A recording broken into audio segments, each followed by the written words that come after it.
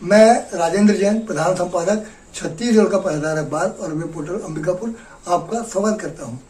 ये हाल ही में जो बरसात से जो भीगे थे धान, उसमें जो सरकार ने जो पॉलिसी अपनाई थी उसके तहत सरकार को बहुत घाटा हुआ है।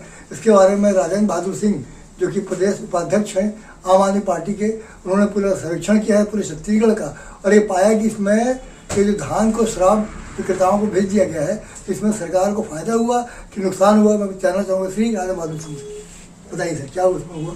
जी सर, मैं इसको डिटेल में बताने जा रहा हूँ। जी, बरसात के समय भी मैंने धान मंडी को लेकर के आवाज उठाया था और मौके पर जाकर भी मुआयना किया था, वीडियो भी शूट किया था, फेसबुक में भी चलाया था और आवेदन भी लगाया था कलेक्टर महोदय के पास कि इसकी जांच की जाए। लेकिन किसी प्रकार का जांच नहीं हुआ, न तो किसी के ऊपर कार्रवाई हुआ, न तो कोई अपने ऊपर वो लिया कि मेरे से गलती हो गई इसलिए धान सड़ गया।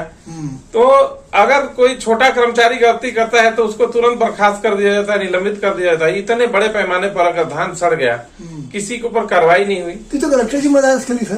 बिल्कुल जिला प्रशासन ही जिम्मेवार है। जी। और जब आपके पास रखने का जगह नहीं है तो धान क्यों खरीदे? नहीं, तो पूरी व्यवस्था करने बोलती है गवर्नमेंट, तो पहले आदेश देती है। अभी भी इन्होंने जब 15 नवंबर शुरू कर रहे हैं, सरकार के निर्देश है कि जिनको लापरवाही होगी तो कलेक्टर जिम्मेदार होगा। जी बिल्कुल, ये नहीं जिम्मेवार तो है, लेकिन ये जानबूझ के ऐसा करते हैं। मैं इसको बहुत तहकीकात किया मैं जी। ये जानबूझ के धान को सड़वाते हैं क्योंकि दारू कंपनियों से इनका साठगांठ रहता है। ये हुई मेन बात। दारू कंपनियों से साठगांठ रहता है, उनको भी रॉ मटेरियल चाहिए दारू बनाने के लिए। ये नया धान को बेच नहीं सकते हैं उनको, क्योंकि जनता में स्वर मच जाएगा कि धान से दारू बना रहे हैं तो पब्लिक क्या खाएगा। तो जानबूझ के इसको सड़वाते हैं और सड़ा हुआ का रेट ऑटोमेटिक डाउन हो जाता है। तो इसमें भारी कमीशन खोरी का भी आशंका है कि ऐसे करने के लिए दारू कंपनियां इनको साठगांठ करती होंगी बात करके। जबकि ये देखिए, बता रहा हूँ आपको, 2185 करोड़ का इसमें नुकसान हुआ है धान बिक्री में। जो एक्चुअल रेट है उससे इतना रुपए का नुकसान हुआ है।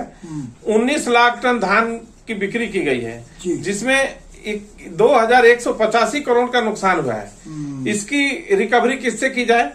सरकार क्यों नहीं इस पर कदम उठाती है? किसकी गलती से सड़ा, क्यों नहीं इसके ऊपर? और आने वाला भी धान, जैसे अभी धान नया खरीदी चालू हो जाएगा जी, आगे के लिए भी कोई रणनीति नहीं बनाया हुआ है।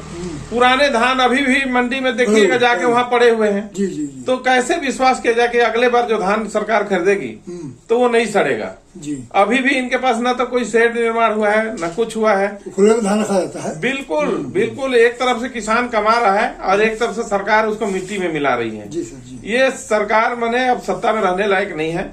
कृषि मंत्री को तो इस्तीफा दे देना चाहिए। जो धान की सुरक्षा नहीं कर पाएगा वो छत्तीसगढ़ का क्या सुरक्षा करेगा? मैं सीधे आरोप लगा रहा हूँ।